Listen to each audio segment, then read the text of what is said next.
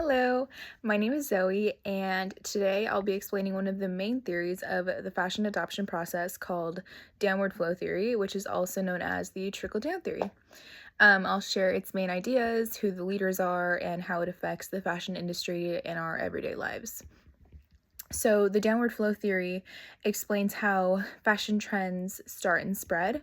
And to my understanding of this theory, new styles typically begin with people of higher social status. They have more money or they get more attention.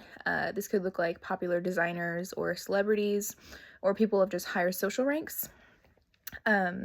Over time, styles that come out they become popular and then they slowly become copied by the public.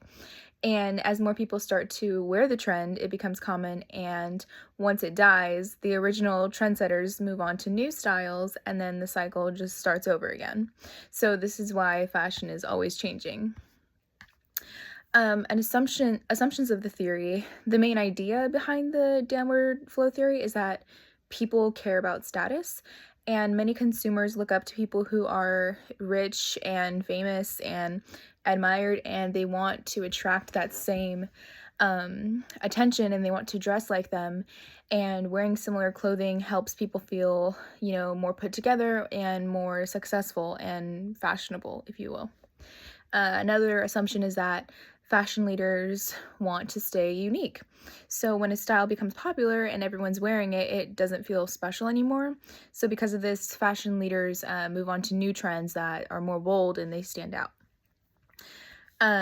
For fashion leaders in this theory, fashion leaders are people at the top of society. So this is like luxury designers, runway models, celebrities, royalty, and even popular influencers that we see every single day. These people, they have high visibility, and that means that people see what they wear and they admire it. And because of their influence, their fashion choices typically inspire others. And both consumers and fashion brands pay close attention to what these leaders are putting out, which makes them important to the market. So implications for fashion merchandising is merchandisers, they have to watch runway shows, brands, and celebrity fashion trends to spot them early. And high-end brands usually introduce the trends first. And you can see this, I personally shop at like Marshalls and TJ Maxx and more wallet-friendly places, if you will. So mass market retailers create similar styles to these celebrities, and they put them at lower prices so people can afford them. And merchandisers have to always think about timing and pricing and how long trends are going to stay popular in order to be successful. So that's something crazy that really caught my attention, because styles are always changing and they're always coming back. Like cheetah print is something that I personally love, but that was something that was like canceled years ago. But it's just crazy to think of how fast time moves.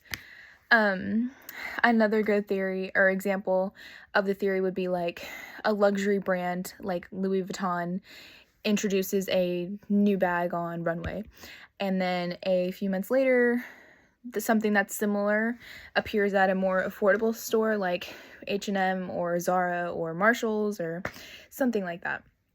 Another example is just celebrity fashion. When a celebrity wears a unique outfit on the red carpet, similar styles always show up in mainstream stores afterwards. And this kind of just shows and proves how high status individuals affect everyday customers. So I would say Selena Gomez is a really big figure for that kind of modeling, and just people in that area like Zendaya, Selena Gomez, Ariana Grande, things like that.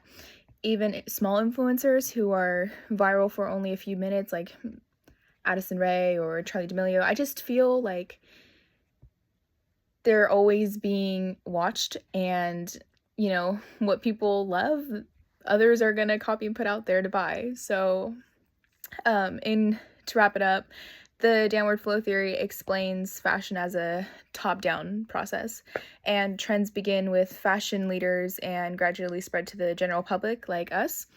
And they use this knowledge to turn high fashion ideas into affordable styles. So understanding this really explains why fashion trends change so quickly and how the industry responds to consumer behavior. So thank you so much.